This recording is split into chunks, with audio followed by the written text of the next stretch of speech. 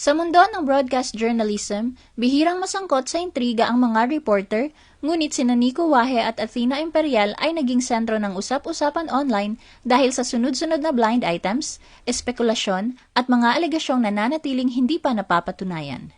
The Philippines Showbiz List presents reaksyon ni Nico Wahe sa pasaring ni Athena Imperial tungkol sa di umano'y pang-aabuso sa kanya noon. The blind item, male news personality accused of sexual harassment. Bago pa man ang anumang issue, unang nakilala si Nico dahil sa kanyang viral weather reporting noong 2025. Sa gitna ng mga kalamidad, hinangaan siya ng publiko sa kanyang malinaw at kalmadong pagbabalita. Ngunit kasabay ng kanyang pag-angat, dumating din ang hindi inaasahang pag-usbong ng intriga. Nagsimula ang lahat sa paglabas ng mga blind item tungkol sa isang male news personality na umano'y nasangkot sa isang insidente ng misconduct sa isang high-profile event na iniuugnay ng netizens sa GMA Gala 2025. Sa isang blind item na inilabas ng pep.ph noong November 2025, iniulat na isang male news personality ang inireklamo ng sexual harassment ng kanyang katrabaho matapos umano itong kagatin, piliting hawakan ang kamay at magtanong ng sensitibong bagay noong April 2025. Ayon sa report, nagdulot ng trauma sa complainant ang insidente na naganap sa labas ng kanilang TV network at agad namang umaksyon ang management nang makarating sa kanila ang reklamo. Ayon sa mga blind item ng pep.ph at Abante, lasing umano ang male news personality nang mangyari ang insidente. Dahilan upang hangarin ng complainant na mapanagot ito kahit mabagal umano ang usad ng hustisya. Bagamat walang pinangalanan, mabilis na itinuro ng netizen sina Nico Wahe at Athena Imperial bilang mga sangkot dahil sa mga detalyeng tugma sa kanilang pagkakakilanlan. Lalong umugong ang issue nang mapansing na-deactivate ang social media accounts ni Nico at naging tahimik siya sa publiko. Habang napansin din ang paglimit ng komento sa account ng kanyang asawang si Linyal Wahe na nagdagdag pa sa espekulasyon online. Nico's exit from GMA linked to blind item speculation. Matapos kumalat ang mga blind item at madawit ang pangalan ni Nico sa kontrobersya, napalitan ng pagdududa ang dating paghanga ng publiko sa kanya. Noong unang linggo ng December 2025, lumabas ang panibagong blind item na nagsasabing nagbitiw na umano sa tungkulin ang male news personality, ngunit mananatiling hanggang katapusan ng taon, na pinaniniwala ang may kaugnayan sa reklamong sexual harassment laban sa kanya. Lalong uminit ang usapin nang makumpirmang hindi na bahagi si Nico ng GMA News. Bagay na ikinagulat ng publiko dahil bigla siyang nawala sa telebisyon nang walang formal na pamamaalam.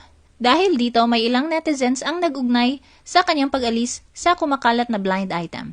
At may mga nagpalagay na posibleng bahagi ito ng internal settlement kung saan pinapayagang mag-resign ang empleyadong may reklamo kapalit ng pag-iwas sa mas malaking legal na usapin bagamat nananatiling haka-haka lamang ang lahat. Nico broke social media silence, brushed off intrigues. Matapos ang pananahimik sa social media at pagkawala sa public attention, muling nagparamdam si Nico. Noong January 24, 2026, makalipas ang 3 buwang walang post sa TikTok, nagbahagi siya ng isang video kung saan makikita siyang nakikipaglaro sa kanyang mga alagang aso. Ngunit ang agad pumukaw ng atensyon ay ang background music ng video, ang kantang Babaero ng Sintetiko, ay tila nagsilbing pasimpleng tugon ni Nico sa mga kumakalat na chismis. Tila alam na alam niya ang binabato sa kanya dahil sa TikTok video nililip-sync niya ang bahagi ng lyrics na nagsabing, "Dapat mo lang malaman na wala lang ang mga sinasabi ng makakating labi o bababaero daw ako. Hindi naman totoo." Malinaw ang kanyang pasimpleng pagtanggi sa intrigang siya ay babaero. Ang kanyang pagbabalik na ito ay agad namang umani ng samot-saring reaksyon mula sa mga netizens. Mula sa mga nagbunyi sa kanyang pagiging aktibo ulit, hanggang sa mga nagtatanong at nag-usisa tungkol sa lumalalang intriga. Samantala, may ilan namang hinimok si Nico na maglabas na ng official statement para matapos na ang sensitibong pag-i-issue sa kanya kay Athena. Athena's cryptic post reignites sexual allegation talk with Nico. Mula nang pumutok ang chismis na siya umano ang biktima ng sexual harassment, pinili ni Athena na manahimik sa gitna ng mga usapin. Ngunit ang kanyang pananahimik ay tila may hangganan, dahil kamakailan ay muling naging sentro ng diskusyon ang kontrobersya sa pagitan nila ni Nico. Muling nabuhay ang usapin ng magbahagi si Nico sa kanyang Facebook ng larawan mula sa kanyang pagbabalik sa reporting sa isang estasyon, kung saan nilagyan niya ito ng caption na, "Mahal ka palagi ni Lord Joven." Kasunod nito, naglabas naman si Athena ng isang cryptic na mensahe sa kanyang Instagram story kung saan sinabi niyang nakikita ng Diyos ang umano'y ginawa sa kanya at sa kanila at iginiit na huwag magsinungaling o magpakalat na maling paratang laban sa kapwa.